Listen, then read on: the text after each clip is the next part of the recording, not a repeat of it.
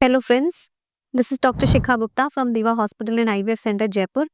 तो आज मैं आपको ब्लड प्रेशर के इफ़ेक्ट्स बताने वाली हूँ कि प्रेगनेंसी में अगर पेशेंट को ब्लड प्रेशर है, तो उससे क्या-क्या प्रॉब्लम्स आ सकती हैं।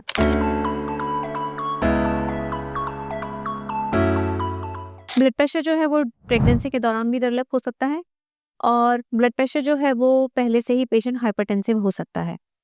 अगर पेशेंट पहले से ही हाइपरटेंसिव है और आपके पास प्लानिंग करने के पहले आया है, तो डेफ़िनेटली जो पेशेंट है उसका ब्लड प्रेशर वेल कंट्रोल होना चाहिए और ब्लड प्रेशर वेल कंट्रोल होने के बाद ही पेशेंट को प्रेगनेंसी प्लान करनी चाहिए। मोस्ट इम्पोर्टेंट थिंग इज़ कि जब पेशेंट प्रेगनेंसी प्लान करता है तो उसका डिस्कशन फिजिशियन जो उसका ब्लड प्रेशर ट्रीट करते हैं उससे होना इम्पोर्टेंट है, क्योंकि कुछ दवाइयाँ प्रेगनेंसी में स्ट्रांगली कॉन्ट्राइंडिकेटेड होती हैं और उससे बच्चे में डिफेक्ट हो सकते हैं। तो जैसे ही पेशेंट कंसीव होती है उसके बाद तुरंत ही वो दवाइयाँ चेंज कर दी जाती हैं ताकि बच्चे में कोई डिफेक्ट नहीं हो। नॉर्मली हमारा जो स्टैंडर्ड होता है, जो हम चाहते हैं कि पेशेंट का ब्लड प्रेशर रहे, वो 130 सिस्टोलिक और 80 डायस्टोलिक इतना या उससे कम रहना चाहिए, तभी पेशेंट को प्रेगनेंसी प्लान करना चाहिए।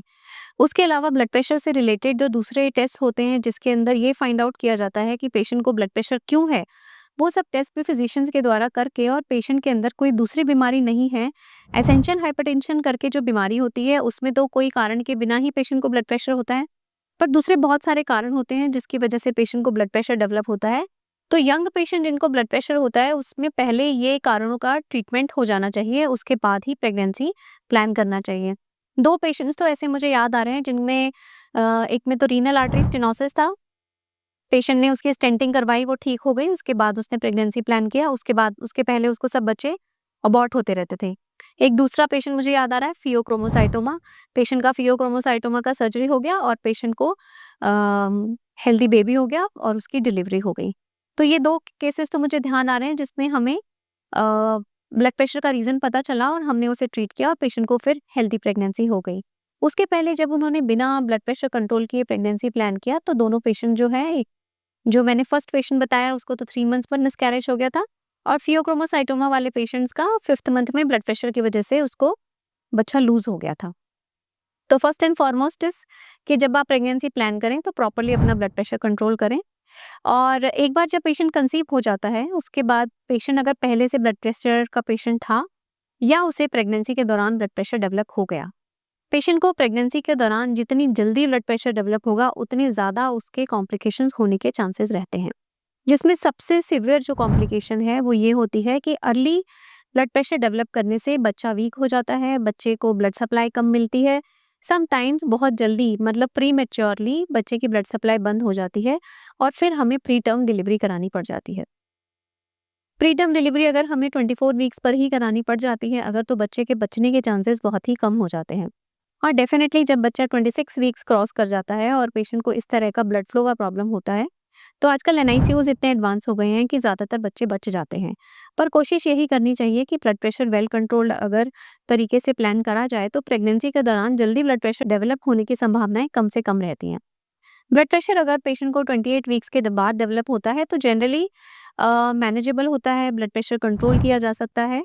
जब भी किसी भी पेशेंट को ब्लड प्रेशर डेवलप होता है, तो बहुत सारी चीज़ें मॉनिटर की जाती हैं।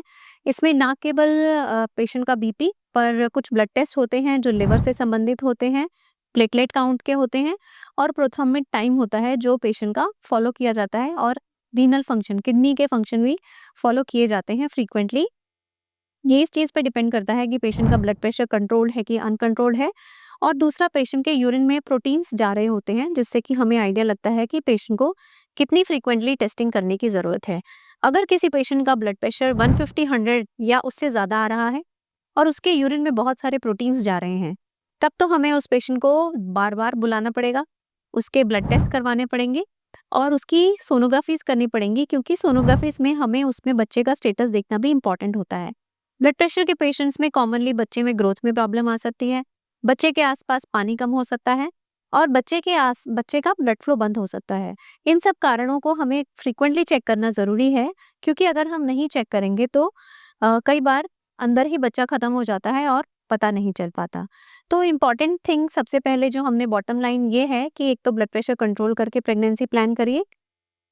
ब्लड प्रेशर अगर कंट्रोल हो जाता है और फिर उसके बाद प्रेगनेंसी के दौरान ब्लड प्रेशर डेवलप होता है, तो रेगुलरली डॉक्टर जैसा कहें वैसे उन्हें दिखाते रहिए।